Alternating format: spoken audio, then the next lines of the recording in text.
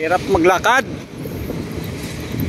Lakarin natin guys yung binis kasi wala dito sasakyan, mga pampasahirong sasakyan palabas ng McKinley. Nandito tayo sa bagong opisina ng BIR Nakuha ko pa, layo na ng BIR ng RDO 44. Lakad lang, lakad. Ay, malayo katabi siya ng ng Fort Bonifacio, yung Philippine Army, yung bagong BIR. Katabi rin siya ng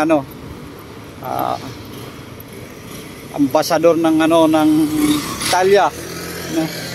Ang hirap pag napunta ka dito sa Venice o di kaya sa BGC, wala talagang sasakyan na pampasahero Shortcut natin. Dito tayo sa likod ng Venice. Bilis tayo makarating dun sa sakayan ng jeep. Shortcut naman dito sa may sa may gate 8 ng tawag dito. Fort Bonifacio pala, kampo ng mga sundalo yan.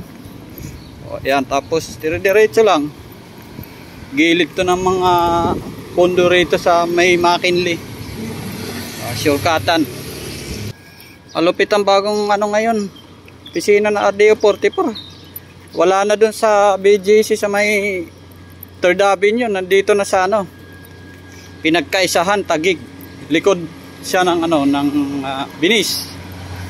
Ang mahirap nga lang kasi walang pampasahirong sasakyan na pumapasok sa loob ng Venice. Mayroon naman mga motor, angkas, mobit, joyride, taxi. Ayun lang ang pumapasok. Pero kung jeep, Apex, wala. Maganda sana kung mayroon Yung mga bus na yan guys, yan? Taguig Link. O di kaya Baclaran Link, yan? Yung BGC. McKinley, diretso yan. Galing ng North Avenue sa may SM North. Diretso yan dito. Ang daan yan sa C5. Layo lakaran, malayo.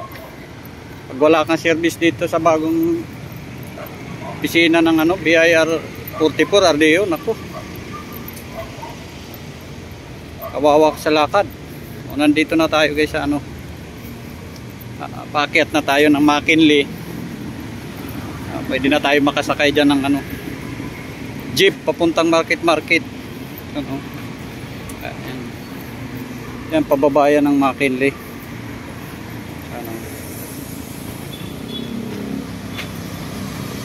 Dire-diretso lang yan.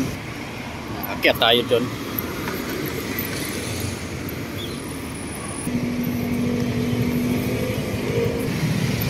Akan lang pag may time. Pag nagabal-habal ka dito, sisingilin ka may gitsandaan hanggang BIR Tapos BIR to hanggang dito sa kaya ng jeep, ganun din. Sisingilin ka rin dito ng may gitsandaan. Layo kanina nagabal-habal ako ngayon pabalik, lakad na lang. Yan yan guys, McKinley At dito na tayo yan, dito na may sakayan na dito ng jeep. Ang kaso layo ng linakaran ko ayan yung Fort Bonifacio pala, yan yung kampo. Ayan yung mga sasakyan na yan galing ng Makati yan dyan, Bikutan. Dito tayo, may sakayan dyan, i-fix. Salamat!